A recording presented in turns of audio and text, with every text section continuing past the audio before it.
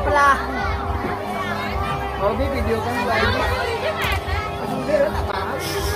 Assalamualaikum warahmatullahi wabarakatuh.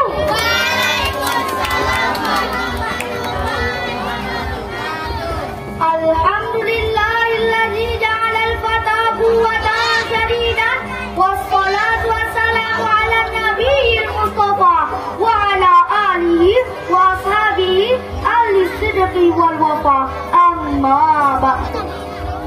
Yang terhormat Dewan Hakim yang arif dan bijaksana, Bapak Ibu Majelis Guru dan generasi Qurani yang dirahmati oleh Allah Subhanahu wa Ta'ala. Keluarga merupakan potret miniatur sekaligus tatanan dan cerminan sebuah masyarakat. Bila keluarga baik, maka akan baik pula masyarakat dan bangsa tersebut. Sampai selesai nih, Pak. Sebaliknya hadirin, jika institusi keluarga rusak, rumah tangga hancur, maka ini merupakan isyarat awal dari kehancuran sebuah bangsa. Demikian membaca ayat Tuhan Allah dalam karyanya Buyutana kama yajibu anta. Ungkapan tersebut menggambarkan betapa pentingnya peran keluarga dalam membangun sebuah bangsa. Jika kita menginginkan bangsa yang baik, maka bangunlah keluarga yang islami, rumah tangga yang qurani, figur ayahanda yang bijak dan berwibawa, serta sosok ibunda yang lembut dan penyantun. Namun, seiring perkembangan zaman, keluarga tidak lagi dibangun atas dasar cinta dan iman, namun atas dasar nafsu dan kepalsuan. Rumah tangga yang kita harapkan menjadi madrasatul ula justru menjadi tempat persinggahan semata. Oleh sebab itu, tidak mustahil rumah tangga yang seperti ini akan melahirkan generasi perampok, penjilat, para koruptor, serta sampah masyarakat yang pada akhirnya akan meruntuhkan istana bangsa. Prihatin kami atas dasar tersebut, tergugah hati kami untuk menyampaikan sebuah carahan yang berjudul Peran Keluarga dalam Membentuk Generasi yang Qurani. Jangan rujukan surah An-Nisa ayat 9. A'udzu billahi minasyaitonir rajim. Bismillahirrahmanirrahim.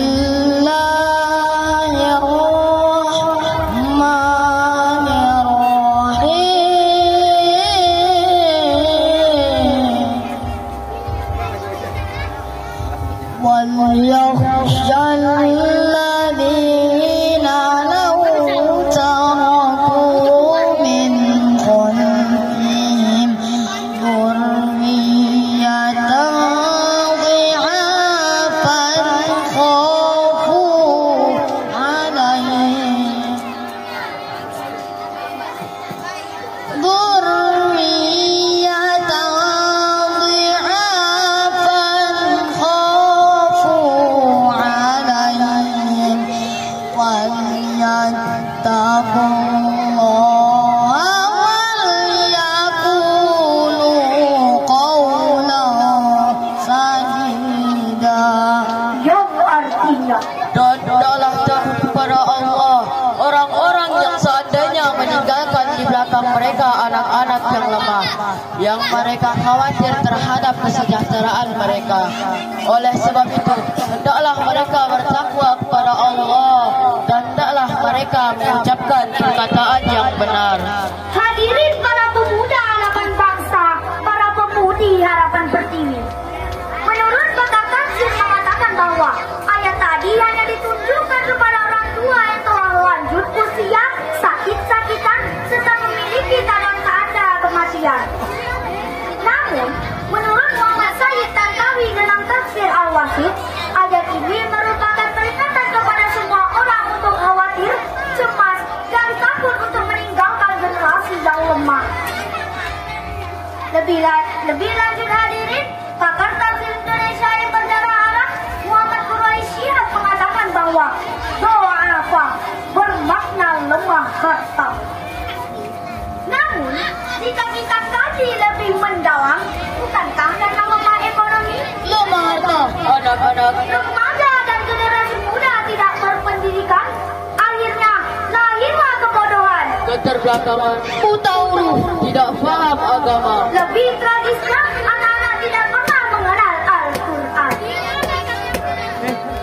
Menurut data statistik tahun 2014, Indonesia yang mayoritasnya Muslim dan fanatik dengan keislamannya, Namun 75% generasinya tidak mampu membaca Al-Quran.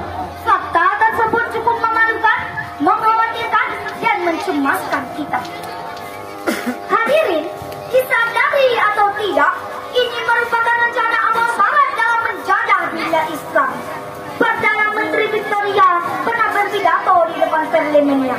Apabila kita ingin mengalahkan negara-negara yang penduduknya mayoritas Muslim, maka hal yang utama harus kita lakukan adalah menjauhkan mereka dari Al-Quran supaya mereka buta terhadap kandungannya.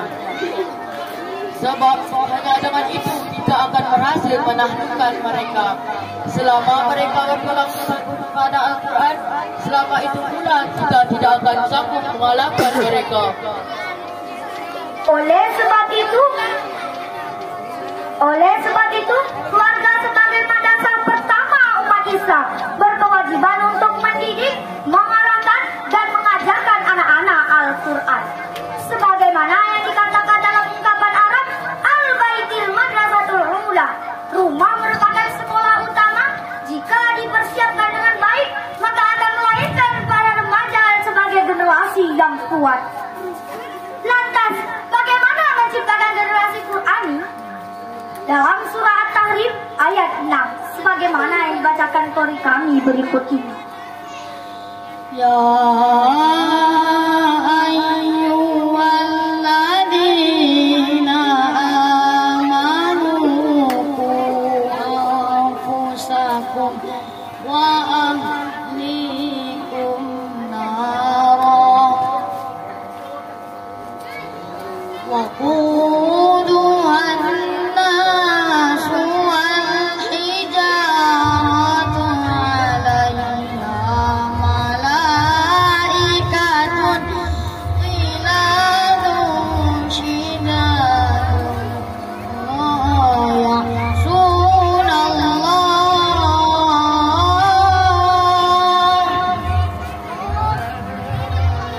ma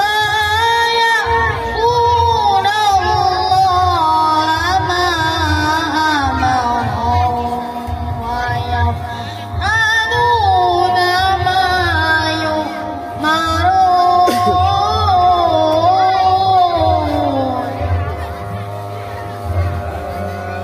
La ya'quna Allah ma amarahum wa yaf'aluna ma yu'marun.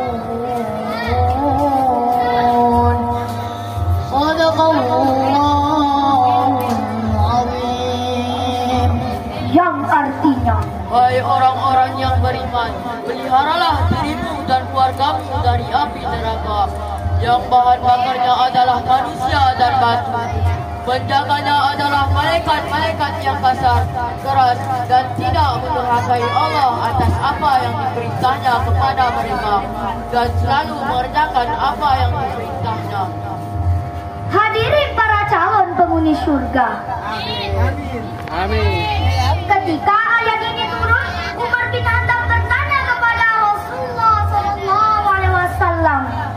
Ya Rasulullah, kami telah menjaga diri kami, tapi bagaimana menjaga keluarga kami? Lantas Rasulullah menjawab, Kau cegah mereka dari larangan Allah dan menyuruh keluargamu kepada perintah Sang Rabbul Alamin. lebih lanjut hadirin, Imam Ali Asyabuni dan tafsir Syekh Tafsir menjelaskan bahwa Jagalah dirimu dan peliharalah istri-istrimu dan anak-anakmu dari siksaan api neraka yang pedih dengan cara memerintahkan mereka untuk meninggalkan maksiat, mengerjakan ketaatan serta mendidik dan menanamkan Al-Quran dalam jiwanya. dengan demikian ayat tadi merupakan landasan filosofis bagi orang tua dalam menjaga, membimbing, dan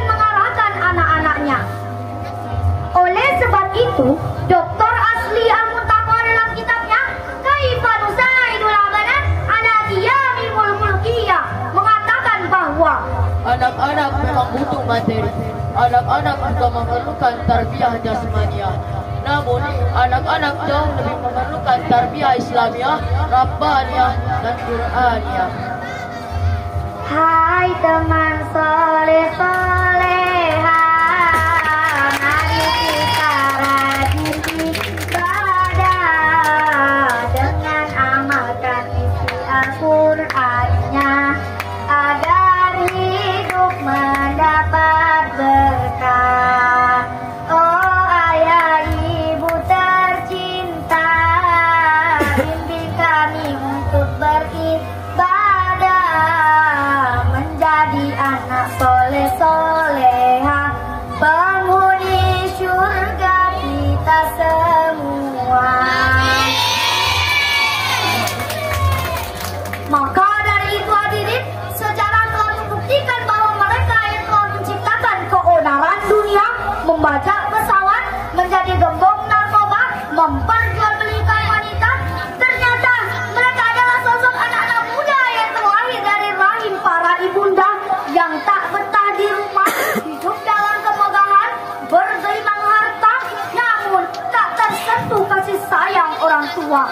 Na'udzubillahi min dzalik. Sebaliknya, Muhammad bin Idris atau Imam Syafi'i tumbuh dari keluarga yang sederhana, dibesarkan dalam kondisi yang pas-pasan. Namun, dengan kasih sayang dan tarbiyah Qur'aniyah, mengantarkan beliau sebagai tokoh dan ulama besar dalam peradaban Islam.